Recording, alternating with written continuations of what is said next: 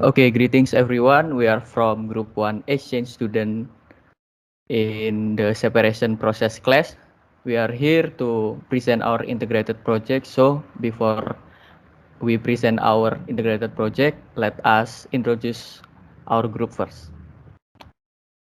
Hello everyone, my name is Adidoyo Prakoso. My student ID is 21,1850. And my name is Amarenda Kersaning Gusti, 21001813. My name is Belinda Olivia Pamudi. My ID number is 21001879. My name is Iwan Rifki with ID number 21001855.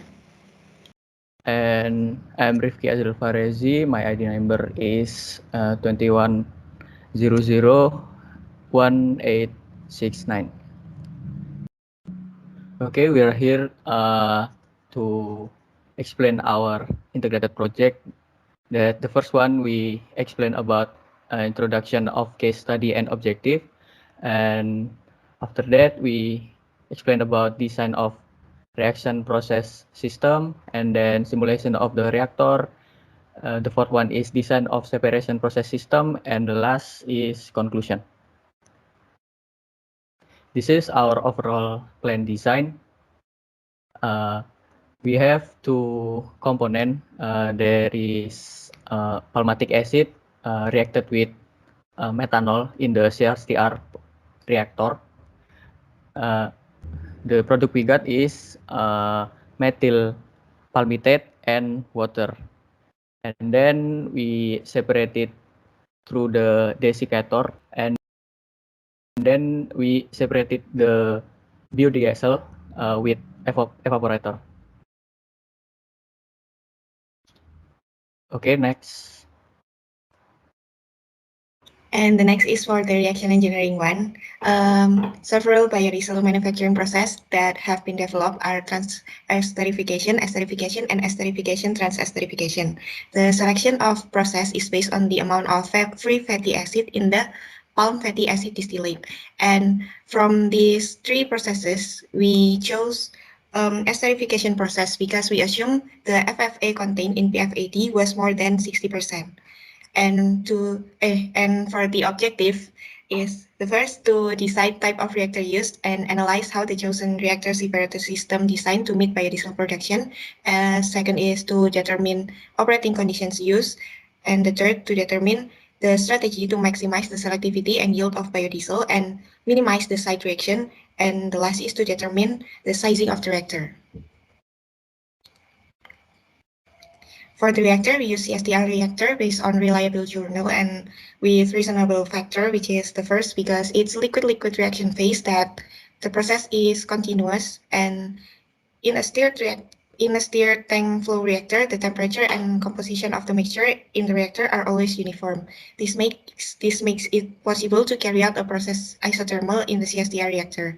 And in a stirred tank flow reactor, because the reactor volume is relatively large compared to the pipe flow reactor, the residence time is also large. This means that the reactants can take longer to react in the reactor. And for the operating conditions, we use 7 degrees Celsius of temperature, 1.5 atm for the pressure, and 90% of conversion, and 32.8 meter cube per kmol hour of rate constant, and this is an exothermic reaction.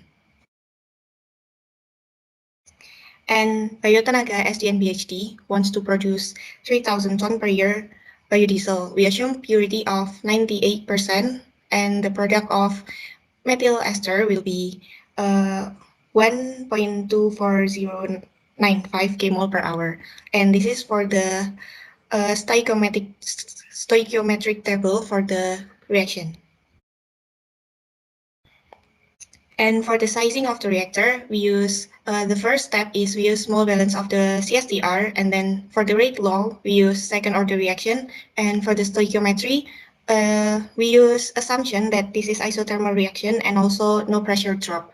And we combine, and then we can find the V or the volume is 0.429 to 4 metric cube. And this volume is quite small for CSTR, so in our opinion, there's no need for a series of reactors because adding a reactor and dividing it into smaller volumes will result in even greater costs.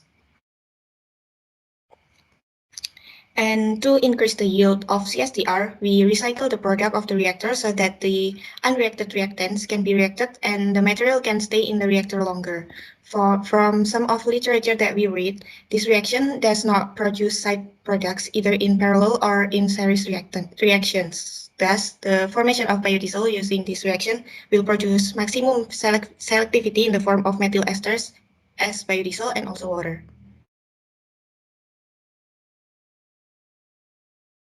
Hello. So the next is process modeling and simulation. Process modeling and simulation is very important in the process design. Process modeling and simulation can estimate both the result and the data that might be came out as the result from the simulation. Besides that, process modeling also can help us to adjust the sizing, the conversion, temperature, and volume that are required to achieve the most efficient way. So process modeling and simulation objective is to generate and form a mathematical model to the reactor in the process.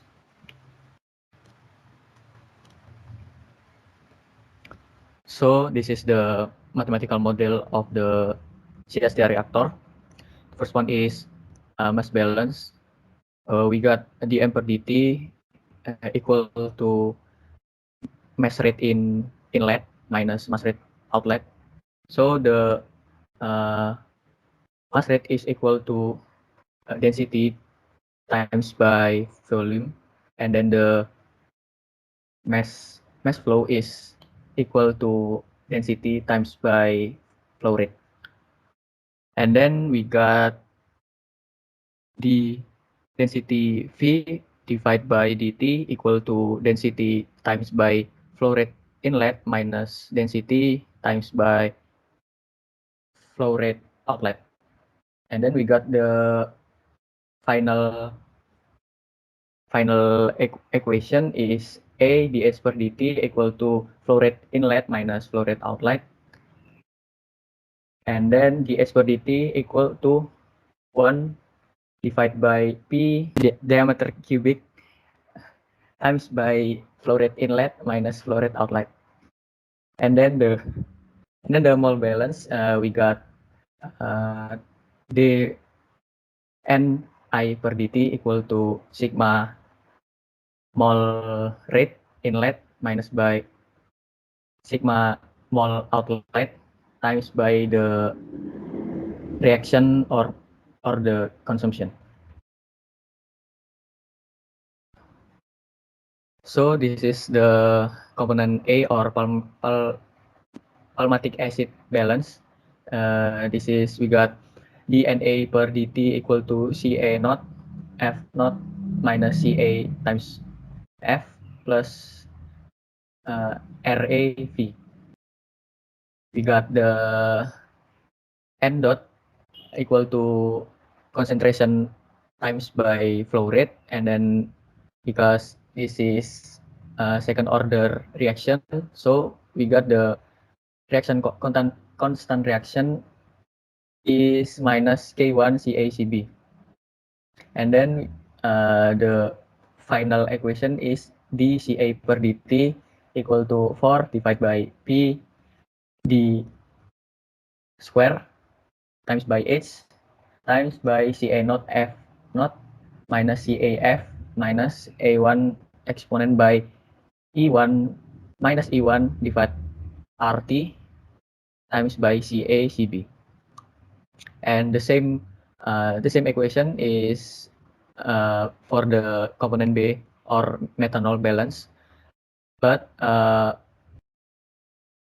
we got the final equation is dCb per dt equal to 4 divided by P d square H times by Cb naught F naught minus Cb F minus A1 exponential by minus E1 divided by R and temperature times by Ca and Cb.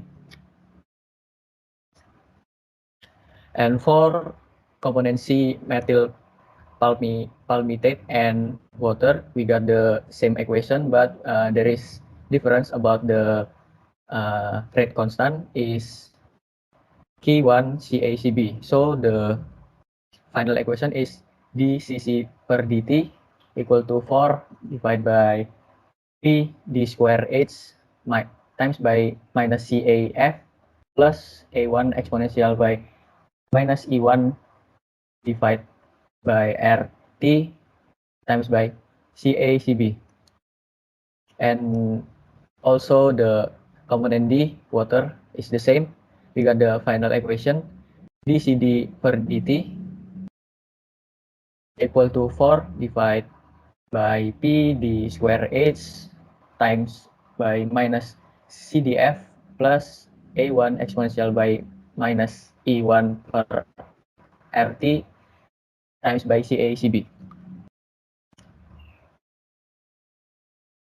And then we got the energy balance for the CST reactor is dMu per dt equal to M in times H in minus M in H M out S out, sorry, plus delta H reaction times by K CaCbV plus delta Q in plus delta work in.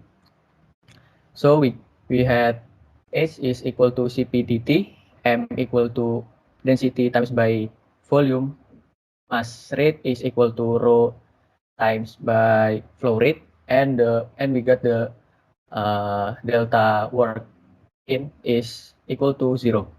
So the final equation of energy balance is dt per dt equal to 4 divided by P d square H times by F naught times by T naught minus T plus 1 per Cp density times by volume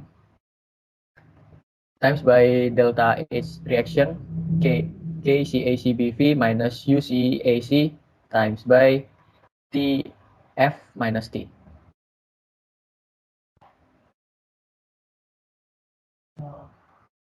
Okay, so next is the simulation overview.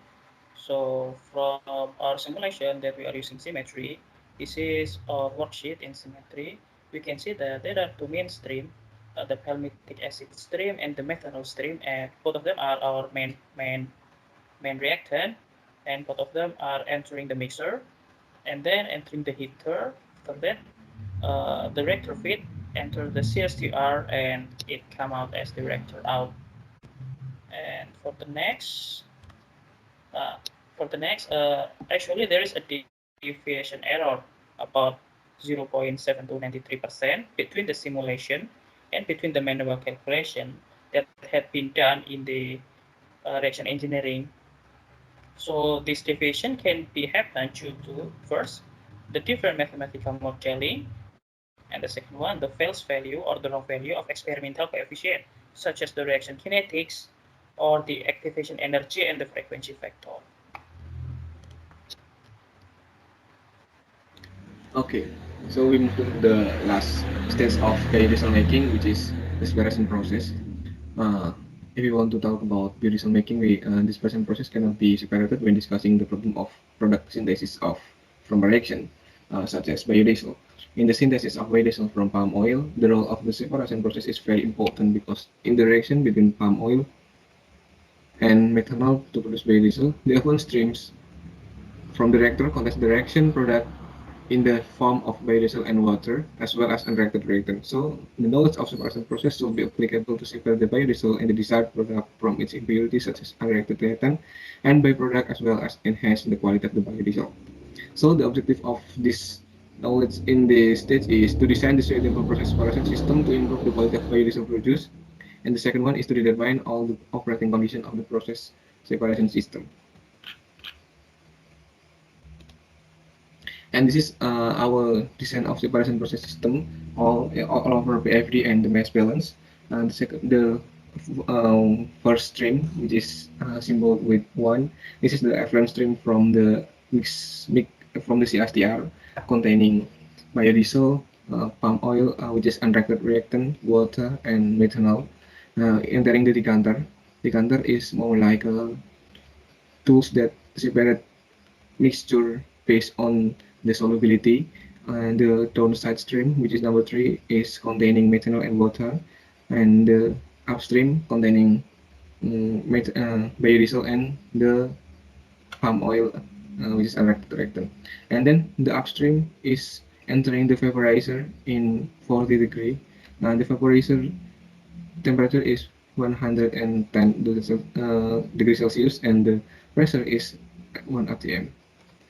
In this vaporizer, the palm oil is separated with the biodiesel, and which is the biodiesel is heated up and forming vapor, and will be go up in the fourth stream, and the palm oil will be go down in the fifth stream, and then the biodiesel will entering the condenser and then in the stored tanks, and we get the biodiesel in the form of biodiesel's liquid. And this is the overall mass balance in the okay. And then next. And then for the evaporator or the vaporizer, we have to focus on this tool since it is our subjects. We propose to use the type of single effect long tube vertical evaporator using stainless steel SA167 grade 3 type of 304. The stainless, we use stainless steel because stainless steel is corrosion resistant, and then easy in maintenance and cleaning, high allowable stress, and then economical in terms of cost. Next. Now, this is the configuration of the evaporator that I've explained before in the previous slide. The feed liquid is introduced at the top part of the vertical tube, where it is formed of falling film on the inside surface of the tubes. The second one is the heating steam flow on the inside surface of the tube, where it condenses and releases its latent heat in the falling film. And the last but not least is the heat exchange process result in steam condensation and evaporate ion of the liquid on the tube side.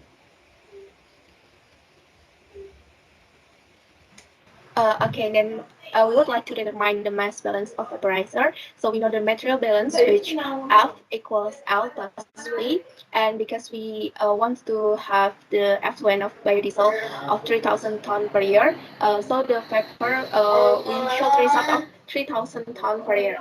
So we got because we want the high purity of biodiesel. So in the biodiesel fraction in vapor, we use 0.98, and then the biodiesel fraction in feed is 0.9047. So we first determine the feed rate with the equation F times XF equals P times YV. So we got the feed rate is 370.971, and then for the second step we determine the liquid rate with the equation for the material balance F equals L plus V. So we got L equals 28.5052 kg per hour. Okay, here we use the parameters as we have got the feed rate and the vapor rate and also the liquid rate. So we search about the latent heat of evaporation, and the value of HV is 512.695 kilojoule per kg, and then the feed temperature and also the boiling point temperature and the liquid temperature as shown on the table. And the assumption we made based on the journal, so we provide the steam pressure or P of 200,000 kilopascal, and then the specific heat capacity of feed or CPF, we got 3.18 kilojoule per kilogram degree Celsius, and then also the specific heat capacity of liquid and the heat transfer coefficient as shown on the table. Next. So next we would like to determine the heat required for evaporation process, and from the calculation we can determine the enthalpy of feed. We got mass 222.873 kilojoule per kilogram, and then the enthalpy of liquid, latent heat of steam, and the temperature of steam are shown on the slide. And so we substitute the parameters that we know we got in the heat balance equation, which the heat balance equation is F times HV plus S times lambda S equals to L times HL plus V times HV. So we got the steam is 425.4405 kilogram per hour. Okay, next. So from the calculation that we have made, we can calculate the steam economy, and the steam economy equals to vapor per steam, vapor divided by steam. So we got the value of 0.805, and then the total heat required, we can calculate it by steam times latent heat of steam. So we got the heat required is 69.928 kilowatt. And then we can substitute to heat balance equation, which Q equals U times A times delta T. So we can form this equation to A equals Q divided by U times delta T. So we got the area of heat transfer is 0.1072 meter square. Okay, next.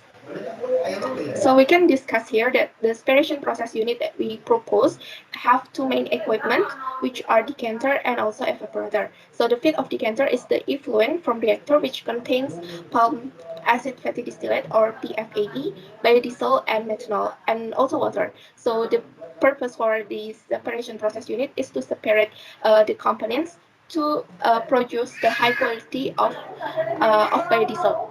So we want to produce the biodiesel with 98% purity. And the bottom product of evaporator is PFAD and then streams back to the reactor.